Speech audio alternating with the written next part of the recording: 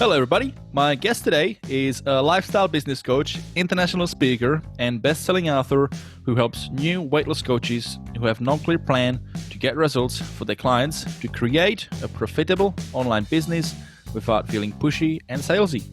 Her motto, after losing 100 kilos herself naturally, is you can change your story one change at a time. She's been featured by That's Life magazine, Take 5 and New Idea, as well as appearing on Today Tonight, the Channel 9 Morning Show, and Channel 9 News. Please welcome to the show Shari Ware from Fab New Body.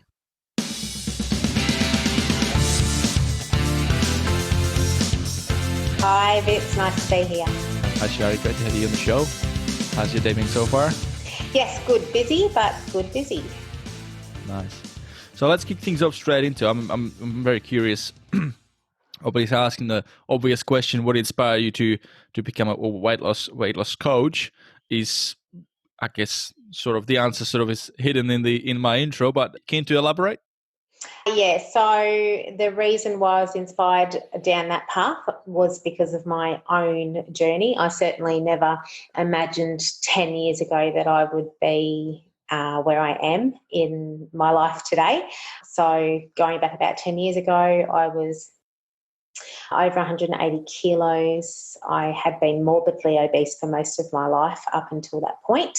I started putting on weight from about the age of 5, and with events that happened over my life, I basically just went through a cycle of putting on weight, and then at a couple of points when I was about 18 was the first time after I'd turned 18, and I realised I was probably about 100 kilos at that point. And I realised that I wanted to do something about, well, not realised, but I decided that I was going to do something about my weight at that point. And so I did lose about 30 kilos. And then promptly, not long after I did that, I met somebody and fell in love, and I got pregnant, we had a child. And so I then went back to, because I really hadn't learnt, while I did lose that weight then, I hadn't really learnt a lot about nutrition and exercise and how my body worked and all of those things. So I very quickly put it back on, and a lot more. So that's what inspired me, was finally going on that last weight release journey. It started as a weight loss journey, then it turned into a weight release journey, and now it's actually turned into a health journey. And that health journey is continuing, and I'm very passionate about it. And I realised that everything that I went through was not only for my own learning, but for me to be able, or I believe that it's so that I can also help others who are going through the same issues that I went through. You can certainly relate to all the pains and struggles that you've experienced, so absolutely.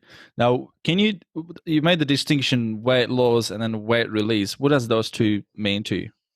Okay, so weight loss really to me is just about focusing on that number on the scale, just wanting that number on the scale to go down, wanting the clothes size to get smaller. Weight release is the next step, the next level, if you will, and that's more wanting to release it forever, wanting to do it in a way that is sustainable for the rest of your life, dealing with the subconscious issues that are causing the problems in the first place, because weight is just a physical manifestation of a much deeper issue, and wanting that lifelong change, and actually focusing all the changes that you're making, focusing on the fact that they're not just for 12 weeks or for 12 months, but they're actually for life, so that you release the weight and never have it find you again. And then health journey is that next step again, where it's definitely not about the number on the scales. It's not just about the weight. It's about knowing that the changes that we're making are going to get a healthier mind, body and spirit, because that's what it's all about for me now. It's not just about the body, it's about the whole package. So very much of a holistic approach these days. Yeah. Now, when you were 18, you said when you were 18, you first decided, you realized, okay, I need to do something. You lost 30 kilos. What were the motivating factors behind that then? I wanted a boyfriend. I've never had one up until that point, and I thought that that might be something that I might like. Mm-hmm. And I didn't want to have a boyfriend as a big person, because I realised even back then that I had issues that I needed to deal with, and I didn't love myself. So how could I expect anybody else to love me? So I went on a journey to find, to work on myself, which back then was really mostly physically. It wasn't until later years that I then got to the point where I realised I needed to work on myself emotionally and mentally as well as physically. Now, over those years, obviously you learned and you've got that wisdom now, and you see weight loss as a completely different thing than what a lot of people see. What was the biggest struggling point that you've come across during that time? The biggest struggle, and I know that I'm not the only one who has this, is that quite often we know what we need to do and we want to do that. We want to make those changes, and yet we just can't, or we don't, or we might manage it in the beginning, but then we, as so many people call it, fall off the wagon and go back to our old ways. And the reason for that is because what a lot of people don't realise is that you might consciously want the change. We all consciously want the change, but if we consciously want the change and we're not doing it, it's because we've got stuff in our subconscious that is stopping us. And even if we manage to do that or make that change in the beginning, if we start to self-sabotage, it's because we've got things in our subconscious that are making us self-sabotage. What are some of the most common ones? It's fear. Mostly it comes back to two things. One is fear, and a lot of the time it's fear of the unknown. A lot of the time people where they're at might be really uncomfortable, might be really unhappy, but they still know what that feels like. They know how to deal with it. They're comfortable. They're still there's a level of comfort there still. It's their comfort zone. Whereas they don't know what's outside of their comfort zone, and that's scary. And the other thing is, for so many, and it's for a lot of people, but I find this applies even more so to women, or a lot more to women, is that they feel like they're not deserving. And when you feel like you're not deserving or you're not enough, that's what it comes back to, is that they don't feel that they're enough. Then you won't make the changes for yourself because you don't feel like you deserve the outcome of those changes. You don't even feel like you deserve to make those changes. And that's not a conscious thing. Quite often it's a subconscious thing. And quite often it goes back to childhood, right? Absolutely. And it could be, it could have been the smallest little thing, and it could not have been intended by, somebody could have said something and they never intended anything like how it manifests in our subconscious, but it just does. And sometimes there's other things, like for me, when I was a child, I had a challenging growing up life, is the way I'll put it.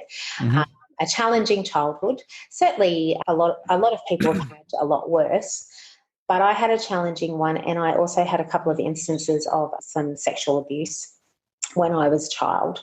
And what I didn't realise is, I actually didn't realise until I was a grown adult how much that impacted me, especially when it came to my eating. I was a big emotional eater, and that stemmed back to then. So trying to fill the gap, fill the hole by eating.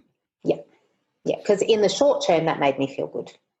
Do you also come across clients who they don't see the change as scary? They see it as they're afraid that they will fail? Absolutely. And especially when you're talking about people that have tried and tried and tried, they've tried all these different things and they failed, or they see it as failing so many times, quite often they just give up trying because they're just like, oh, well, that's just another thing that I'm going to fail at. The thing is, not everything works for everybody. Different people, different things work for different people. And it's not necessarily, it's about seeing it not as failure but as learning. Okay, that didn't work for me. That doesn't work in my lifestyle, or that doesn't work for me at this point in my life. So that's okay. Let's just try something different.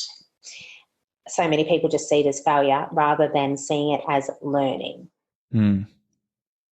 Again, maybe the way they were brought up. Yes, because we're taught that that's how we're taught. We're taught that if you don't get it right or if you don't succeed, that's failure. Once again, it's all a learning experience. That's what I've learnt now, what I know now. It's almost like they've only told you half of that message. They told you if you don't succeed or if you try and do something and you fail at it, that's failure, and they forgot to add, but you learn from it and then you become a better person, or you next time you do it, you achieve it, or you get closer to the outcome.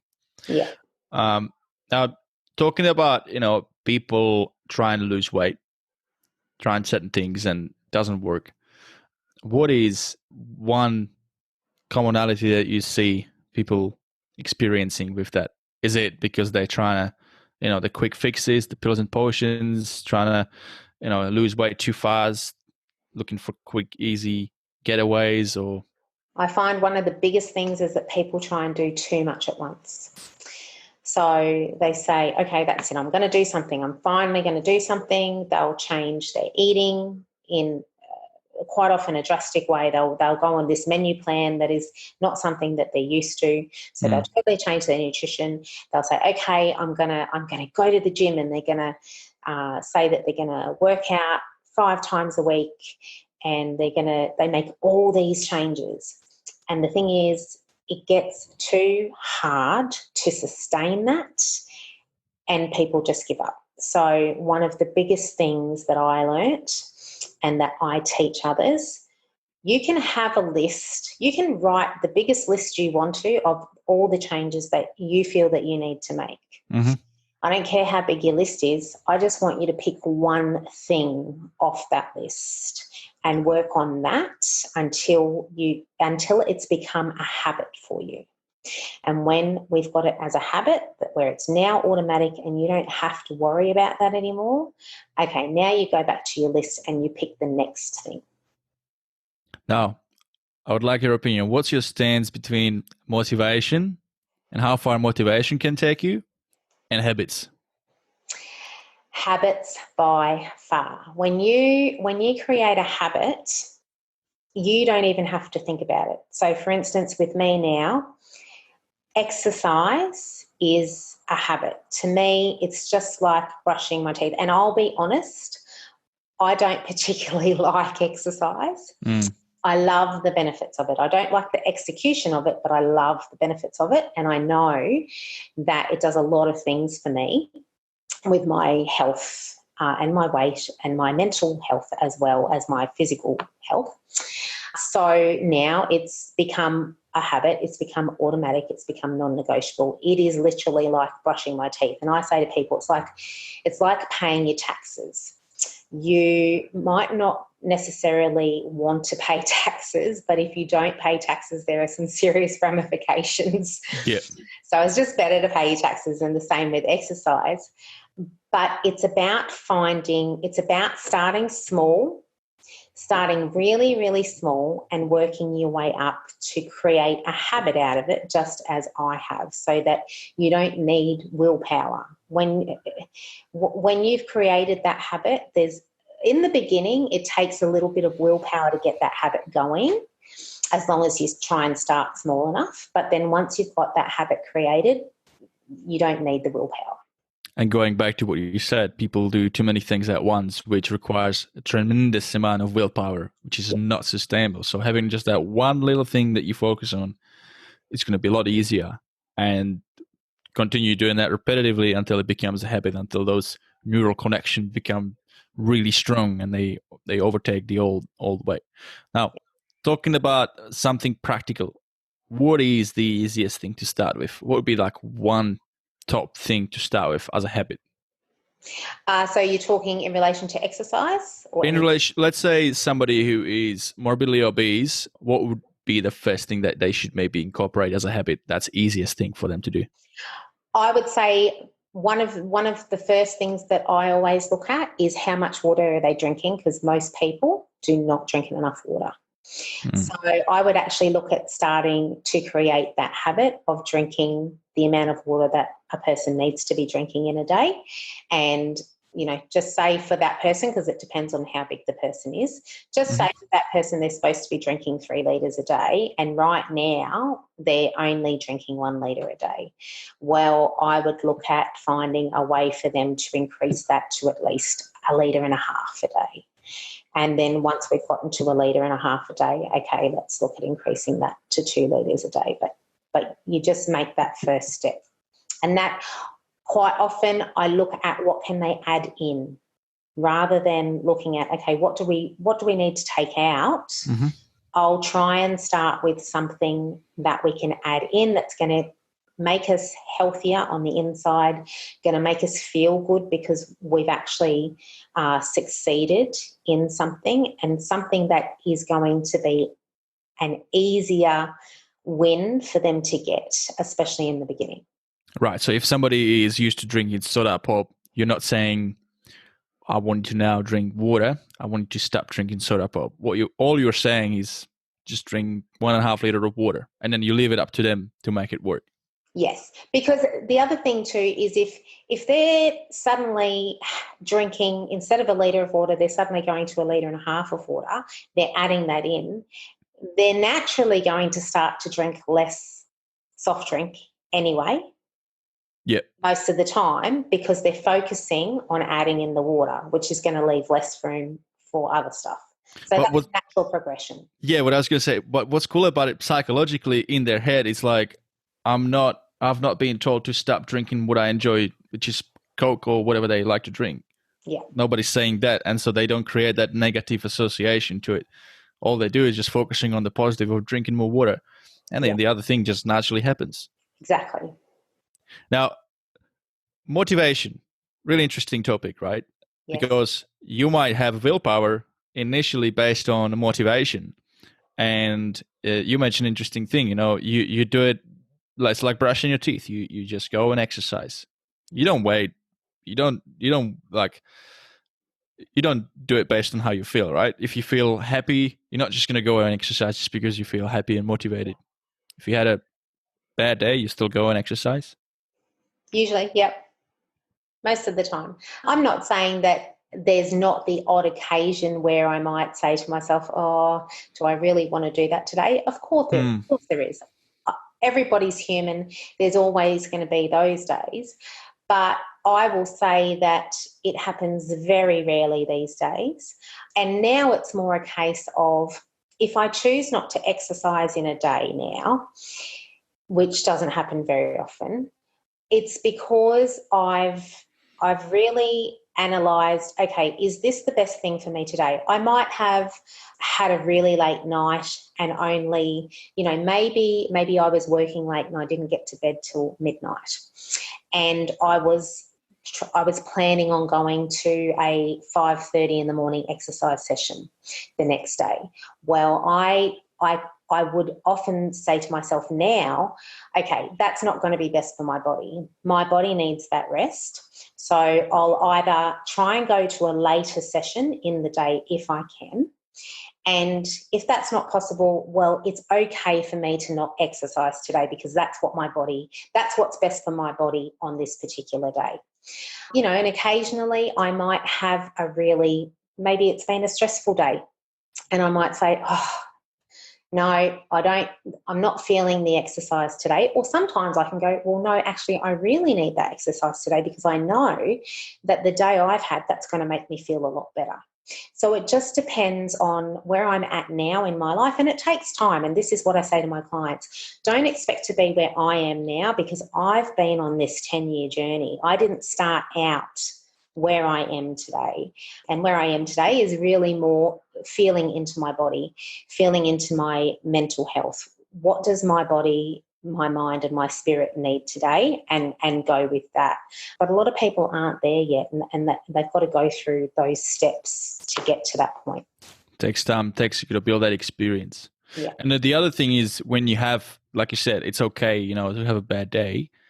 It's also important to have a good relationship with that, not taking it as a failure, right? Because that, again, is a negative thing. If you say to yourself, I've missed a workout yesterday, I failed, I'm not able to do this, and you start having those conversations in your head, right? So it's definitely important to realize, okay, well, yep, I didn't do a workout yesterday, but I didn't do it because I was listening to my body, or literally I didn't do it for whatever. But focusing on the future, don't hinder on too much on the past, right? It's about, okay, well, let's correct, let's do a little step forward, and let's carry on, let's get back on track. That's right. It's the issue is when people just, and so many people do this, and I've done this in the past where they just throw their hands up in the air and go, okay, that's it, I've totally stuffed it. Yeah. And we just don't go back to it.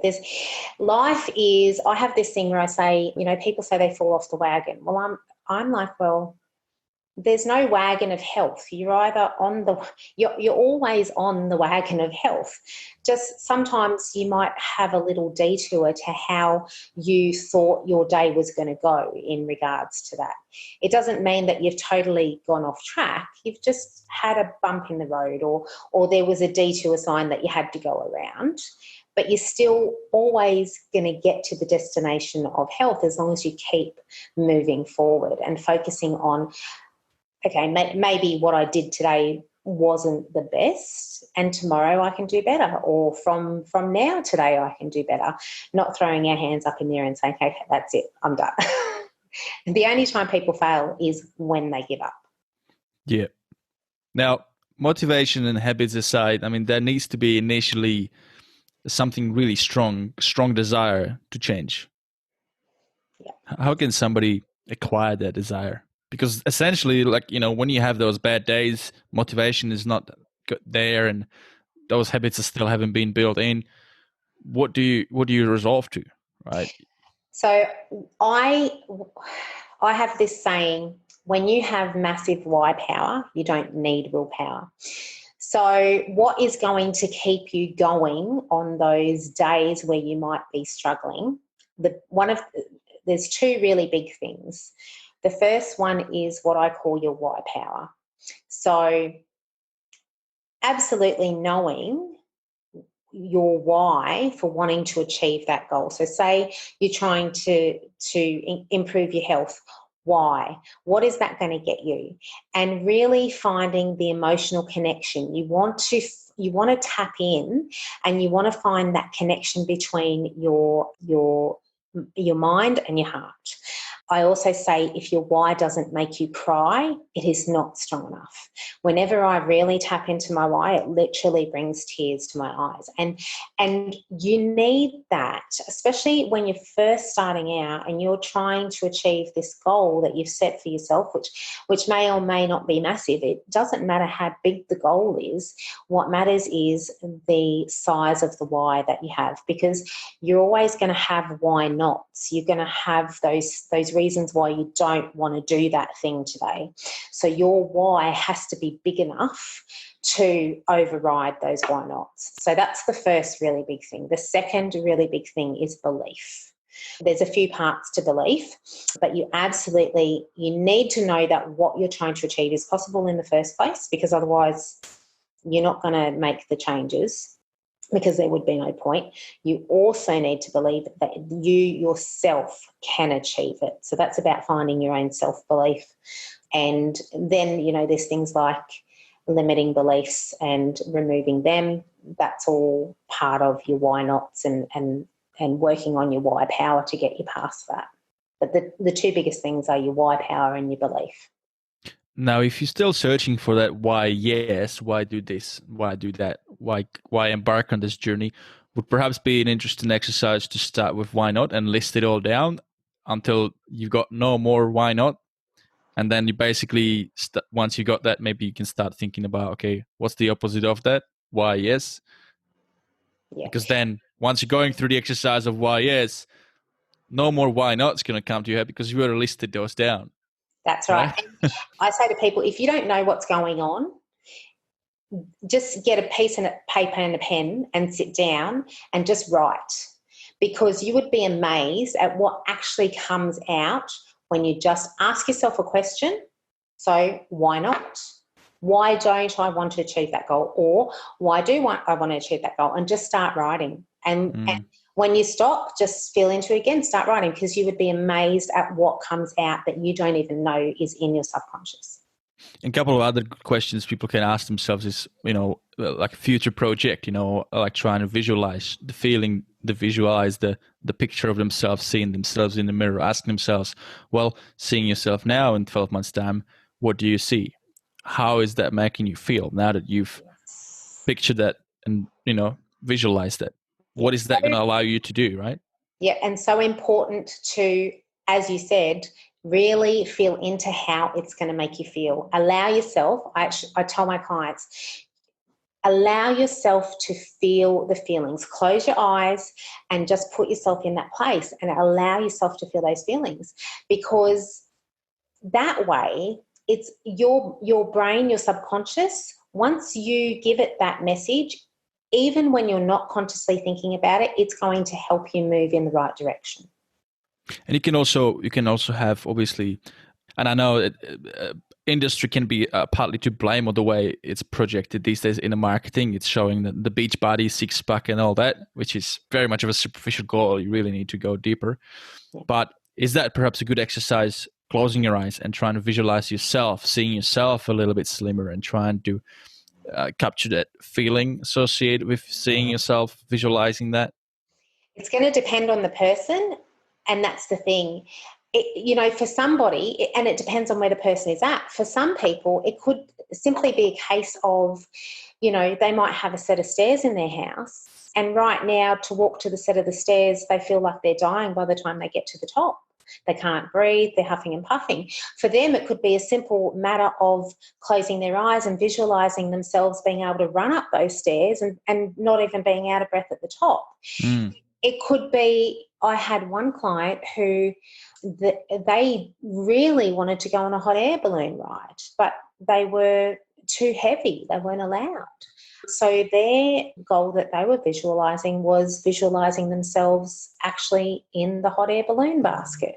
So it really, and it's got to be something that truly means something to the person. Whatever it is, it doesn't matter what it is, as long as it means something to them.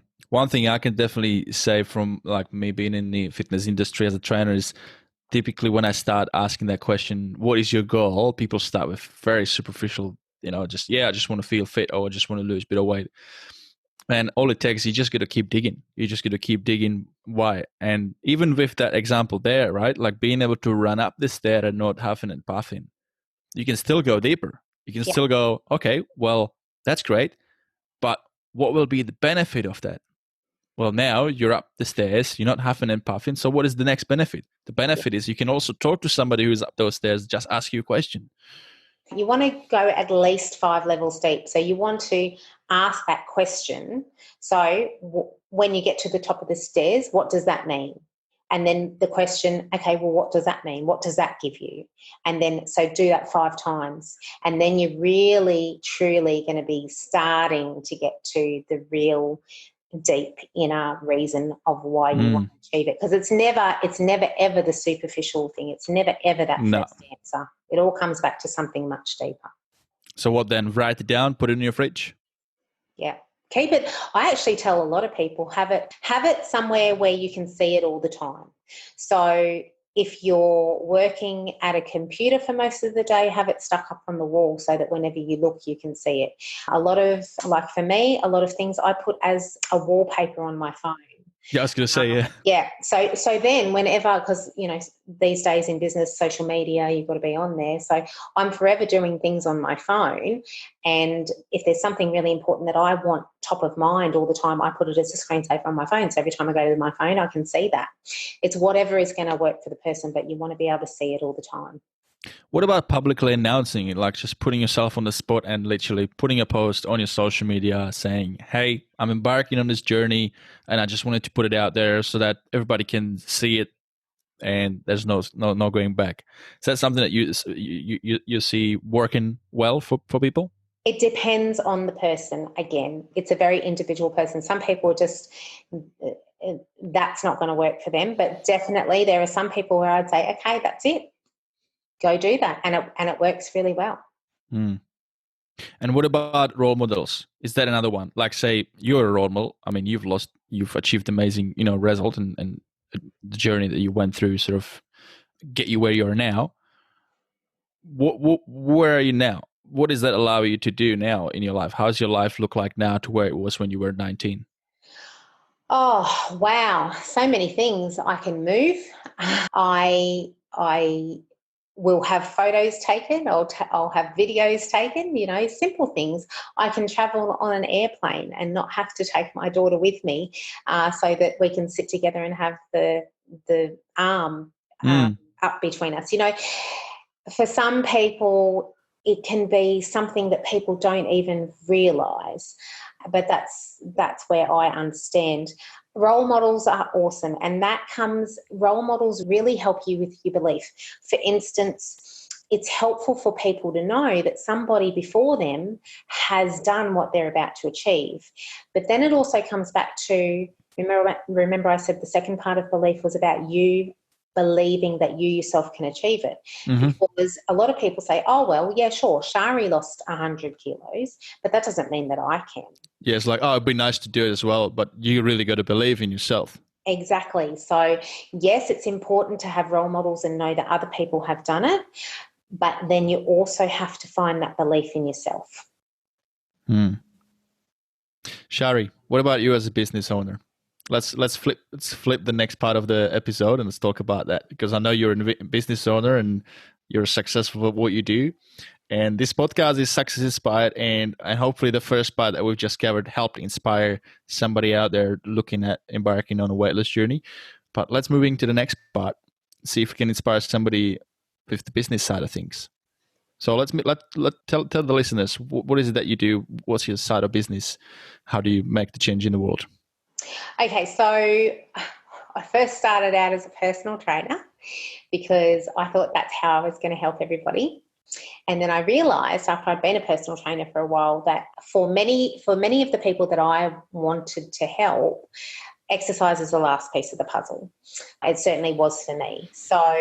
And I realised that the way that I really was best helping people, serving people, was to help them with their mindset, help them with the stuff going on in their subconscious that quite often they would not even realise was an issue and was causing the problems. Because so many times people are just told, no, you just need to eat less and you just need to move more. They don't realise that it goes deeper than that. So then I started working with people with their mindset. And then I have a massive goal now that I want to impact at least 13 million people in my life. Wow. Yeah, which is a big number. Why 13? 13 million. Okay, because I decided that I wanted to help millions of people and my lucky number is 13. So okay, cool. 13 I like million. it. Somebody said, I was listening to a podcast and they said so many people, they don't put a number. They just say they want to help as many people as they can, but they don't put a number on it. And a lot of the times it's because they're too scared to put a number on there. And I thought, yes, right. Well, I'm going to put a number on it. And so I put that in. The beauty of that is you can break it down now. You can say, okay, well, if I want to achieve 13 million, if I want to impact 13 million people, you can say, okay, well, in 10 years, you can easily break that down. It's 1.3 a year. How much is that per month? And what do you need to do that? Exactly. Because more realistic. Exactly. And so that is then what prompted me, okay, so because I was working one-on-one with people, with the person wanting to release the weight, and I realised that by doing that, I'm certainly not going to get to 13 million people. No. So then I realised, okay, I needed to start working in groups as well as one-on-one. And then I also thought, okay, well, there's so many people out there that are working in this field that don't know what I know because they've never been through what I've been through, for a start. And also, as a personal trainer and going through being trained as a personal trainer, I realised that there's a lot of things that personal trainers aren't taught. I really don't remember there being a lot of work teaching around the subconscious, and it was a bit of mindset work, but most of it is about, physical stuff. Technical bits. Yeah, that's right, which is great to know. But if somebody's not at that point yet, but they need the mindset stuff. They need those subconscious blocks gone so that they can then get to the physical bits.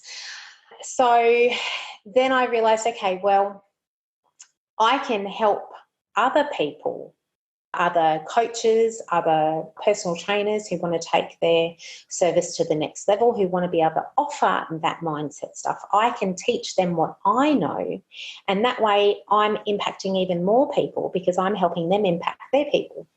So that's the two sides of what I do now. That's awesome. And what is the biggest struggle that you faced so far with trying to get it off the ground? Well, when definitely I've learned a lot and I'm still learning, but when you've gone from a non-business background and suddenly you're wanting to build a business, it's a whole different mindset. Yeah. But one thing that I will say is that all of the mindset learning that I learned on my weight release journey, my health journey, applies to every aspect. It all applies to every aspect of your life. You can employ the same learnings and the same tools to any goal that you're trying to achieve in your life. And that's the beauty of it. So while I learnt mine on my weight release journey, and I teach others specifically in the weight release arena, those tools and techniques apply to anything. And so I've applied them to my business journey, still am, and anybody else who I teach those tools and techniques to will be able to apply them across the board. For example, your why, 13 million, make an impact for 13 million. I mean, why, right? Yeah, that's a pretty big why. And what's behind that why? What's the next layer, right? Yeah, that's right. And that's the thing. You've really got to, especially to keep going, because as you know, any major goal that you set for yourself is going to be a challenge. There's going to be challenges along the way, and it's what is going to keep you going when you get to those challenging parts, what's going to keep you moving forward, especially through your comfort zone. Because I can honestly tell you that I'm not an extrovert. I'm definitely an introvert, and a lot of the stuff that I need to do as part of my business, speaking on stage, doing podcasts, social media, is all stuff that is really out of my comfort zone, especially when you go back 10 years ago and all I wanted to do was hide. I wouldn't have photos taken. I wouldn't go anywhere near a camera of any kind, video or still, and I just tried to blend into the background as much as was possible when I was so morbidly obese. So to suddenly go from, well, not suddenly, but over a period of years, to go from trying everything not to be seen to suddenly needing to be seen, I certainly didn't know I was going to be where I am at right now 10 years ago. I think it's like a muscle, confidence, because it comes down to confidence, right? And if you're not 100% extrovert, if you're a bit more of an introvert, getting yourself outside of comfort zone, which is what you need to, because that's how you make the impact. But nevertheless, it's scary and you got to overcome some of those fears. But over time, as you do it repetitively, that muscle becomes stronger and becomes easier. And also, it's a question of familiarity, right? When you do something for the first time, it's a unknown territory. So you don't know how to react to that. You don't know, like you don't feel in your own shoes. Yes. But then you do it again and again. And it's okay. You know what? This is. I've been here before. I know what it feels like. So it's not as scary. No, that's right. And the thing is, every time you do it, it gets easier. Every time you push yourself out of that comfort zone, it gets easier. Yeah. And the other really interesting thing is about public speaking, by the way, from my own experience to share. When I was starting out in the fitness industry, after about 3 or 4 years of being a personal trainer, one of my mates said, and he was educated at a college, he said that they are looking for more teachers to educate, international students, certificate 3 and 4.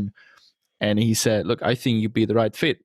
And I was like, I was struck because I'm like, no way. Like when I was a kid, I was a very shy kid, going up the front of the class and doing I hated that. That was terrible. But you know what? I mean, I was like, because he really believed in me and he really sort of encouraged me. He's like, mate, you got nothing to lose. Just give it a go. And I did it. And I mean, I was super nervous, and they actually, in fitness colleges, you've got 2 different classes. You've got theory, and then you got practical. You go in the gym and you practice, the exercises to become a personal trainer. So practical. So what happened there was they put me as on a theory. They gave me the course notes. They gave me the lesson for the day. I had a week to go through it. Obviously, a lot of the stuff in it, but you have to deliver it, and that's an entirely different thing. You can have the knowledge, but delivering it in front of students, they put me in a class. There was about 20, 30 people from all around the world because it was an international college. So there's people from Brazil, from Europe, from wherever. And some people older than me. There were even people that I knew were physios in their own, had degrees, yet they were in Australia. So I'm like, wow, that doesn't add more to my confidence. But you know what, after a little bit of a rough patch start, I started getting into it. And what I realized is my fear of thinking, oh, what if I forget? What if I get stuck and I won't know what to say? It actually disappeared once I've become a little bit comfortable. Once I got a bit of laugh out of the crowd and felt like, okay, well, there's a bit of energy. It made me a bit more comfortable. But at the same time, the pressure was still there because you got 30 pair of eyes looking at you. What I found was that my brain was starting to work at much higher capacity than I normally do, and purely based on that pressure. Yeah. And my English actually improved a lot as a result of that, because I had to go with stuff, and I had to keep it interesting. I had to keep delivering a content through my mouth, just keep informing people. So that was definitely something. It was an eye-opening experience, and it definitely helped me a lot with future years. Getting on stage and doing things and public speaking, and absolutely becomes easier with time. We don't get better at anything unless we practice it. Yeah, unless we do it. Yeah, and the good old saying is, you got to get the magic happens outside of that comfort zone. Yeah, it's the growth zone, definitely. Now, what do you wish you had known when you started this business? I wish I had known that it was just enough to be me. I know that now, but in the beginning, I didn't. So, and I don't regret any of the things that I've done on any of my journeys. I absolutely know that every step was necessary to get me to where I am today. But I feel that a lot of the things that I did, like some of the training things that I've done, some of the webinars and things that I've gone to, and none of it's ever a waste, but I feel like it was because I felt like back then I felt like I needed more, that I didn't have all of the learning that I needed. But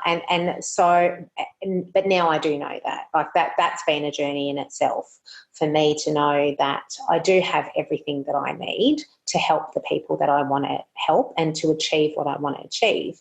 And that's a really good place to be in. And a lot of people they don't believe deep down that they do have everything they need. So they go on all these tangents, as I did in the early days. And it's just, it really comes back to that belief in yourself. Mm. I mean, keeping yourself educated and investing in ongoing education is one thing, but the other thing is repeating same things over and over. And not, shiny object syndrome. Yeah. And I think a lot of business owners are experiencing that, myself as included. Yeah. I know when I was a trainer and I was starting in the industry, I would go to, obviously doing my certification programs to learn, how to train somebody with a particular piece of equipment. That's all right. But then going and relearning certain things that I felt like, maybe I'll do this course because it's from a different angle and maybe that will fill the gap. But all it was just confidence. Yes. I already had that knowledge. I just wasn't confident enough, so I was just continued to look for that magic solution and thought, well, maybe after that one, that's when I'll become better. Yeah, that's right. Shari. Yes. We're almost at the end of the episode, and I think we've provided a lot of value to our listeners. But is there something that I should have asked that I didn't? Yeah, no, you've actually asked a lot of really good questions. The conversation went places I didn't realise it was going to go, good places. I really do want to get across, though, and it's not just for the person who's watching who might be on their own health journey, but also for people that are helping people on their health journey, so coaches, PTs, all of those. It's not just a calories in, calories out equation. It really isn't. It is quite often a subconscious equation. It is limiting beliefs. It is fears. It is, a lot of times, it's an insulin problem. That's also part of it. It can be a stress problem. It's not a one-size-fits-all problem, and that's what I really want to get out there, that people need understanding. They need to give themselves love and understanding, and they need love and understanding from the people helping them to know that it's not always going to be the same for everybody. Yeah. I mean, and to add to that, I mean, there are specific strategies that people can implement. And from the most basic things like just adding, from nutrition part of things, adding more fiber, adding more protein, eating less processed stuff. But absolutely, like you said, it's not just calorie for calorie. It's a lot more complex, and understanding that it's something you get tackle on. You got to tackle those unconscious blocks, speak to somebody who can help you with that, like Shari, and you'll be on your way. Now, Shari, for anybody listening, if they want to speak to you, how can they find you? The easiest place is on Facebook. I'm all over Facebook. So Fab New Body on Facebook or Shari Ware on Facebook. Mm-hmm. I'm also on LinkedIn and I'm on Instagram. I really only use social media at the moment. Excellent. Right. I'll make sure I'll put all the links in the show notes for you guys listening. I'll put the links for Shari for the Facebook so you can find her. And do you have, I believe you've got a program for personal trainers or for coaches, is that right? A blueprint? Yes, I do. It's called the Fab New Body Blueprint, and it teaches them the tools and techniques that I've learned specific for weight loss. So say you're a personal trainer who wants to add in that mindset side of things so that they can, a lot of personal trainers that I work with, they have their exercise sessions for their clients and then they have specific mindset sessions. They'll be able to do that. And then for weight loss coaches or even some therapists, I am a hypnotherapist and an NLP practitioner, so that's part of the tools and techniques that I teach people.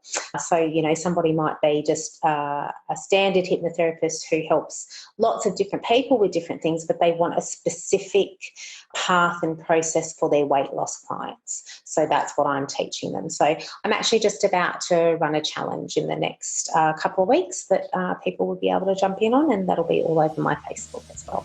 Excellent. Well, thank you, Shari, so much. I wish I had known about this stuff, when I was starting my career. Certainly, I didn't know about these type of things. I do know now.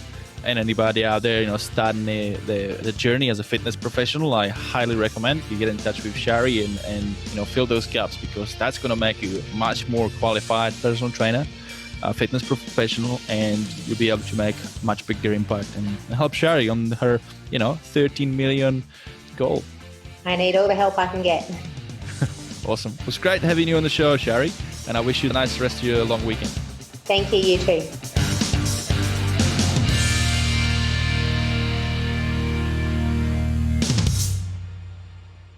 Thank you for listening to another great interview on the Success Inspired podcast. My next guest is a published author, TEDx speaker, life coach, and founder of the Insecurity Project. He's one of Australia's leading life coaches and one of the trusted voices globally in dealing with personal insecurity. I had a great time talking to him about how insecurity impacts leadership and how it affects you, your business, and other people around you, and what to do about your insecurities so that you can be the better version of yourself and reach your full potential. I think that everybody has some level of insecurities at some point in their life, and that's why I thought it would be valuable to bring this guest onto the show so you can all benefit. To get notified about all the upcoming episodes and receive more valuable information, make sure to subscribe to our mailing list by visiting our website, which is successinspiredpodcast.com. On this website, you can also find more details about each one of the episodes, including show notes, links, and special offers for you from my guests. And soon, I'll be including articles, transcripts, videos, and a bunch of other great stuff that I've got planned to help you be even more successful. If you love this show and you want to help me extend the reach of the show to more people, then please make sure to subscribe, rate and review this show on iTunes. And you can also follow us on social media so that when we post other valuable information, you can share it to your mates. You can find the show on Instagram and Facebook if you search for @Success Inspired Podcast. This show is also on Twitter and LinkedIn. And if you want to follow me personally, then you can find me across all the platforms if you search for @ThatVitMuller. That's ThatVitMuller. Thank you again for listening. Have a great rest of your day and stay inspired, everyone.